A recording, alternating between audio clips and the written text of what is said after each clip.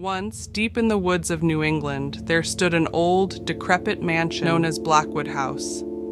It had been abandoned for years, shrouded in a dark history of mysterious disappearances and whispered legends of ghostly apparitions. One autumn evening, a group of 5 college friends, Emily, Jake, Sarah, Tom, and Lisa, decided to explore the infamous Blackwood House. They were all excited by the prospect of a thrilling adventure, their courage bolstered by youthful bravado and a few drinks. The group arrived at the mansion just as the sun was setting, casting long shadows that seemed to dance around the ancient structure.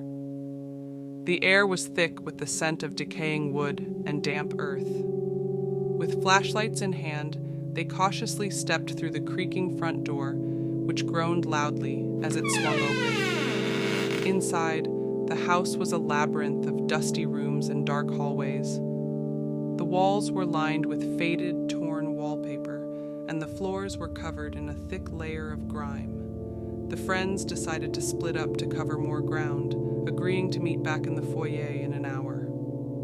Emily and Jake headed upstairs, their footsteps echoing through the empty corridors. They came across a grand bedroom, its furniture covered in white sheets.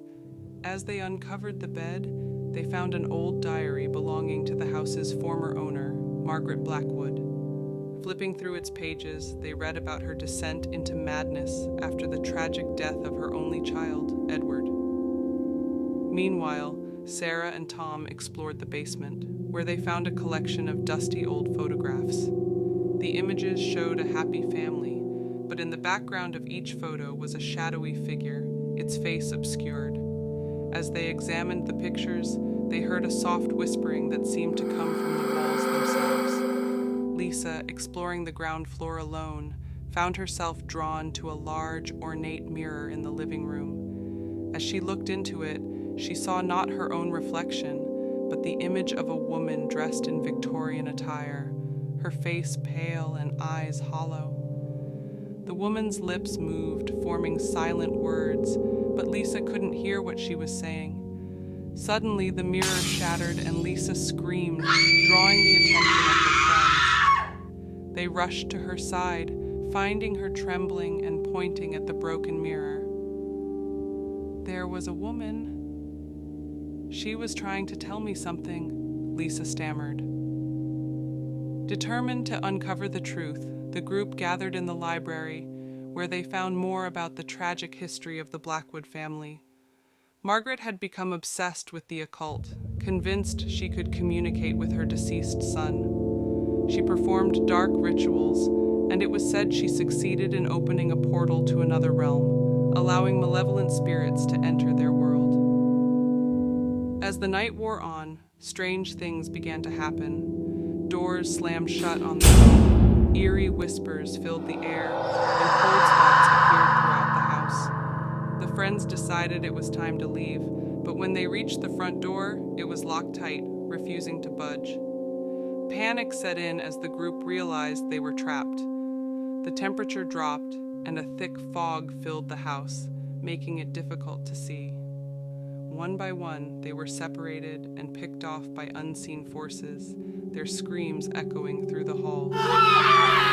Emily found herself back in the grand bedroom, face to face with the ghost of Margaret Blackwood. The spirit's eyes were filled with sorrow as she reached out, her touch as cold as ice. "I'm sorry," Margaret whispered. "I never meant for this to happen." In a final desperate act, Emily grabbed the diary and began reading aloud from its pages, hoping to find a way to break the curse. The words seemed to have an effect, as the house trembled and the spirits wailed in agony. But just as Emily thought she had succeeded, the floor gave way beneath her, plunging her into darkness. The next morning, the mansion was silent once more. The authorities found the friends' abandoned car, but no trace of the 5 young adventurers. Blackwood House stood as it always had, a silent sentinel over its secrets, waiting for the next curious souls to enter its haunted halls. This haunted story continued. Thanks for watching the video. Let me know in the comments, and I will post the second part of this story. Don't forget to subscribe for new updates.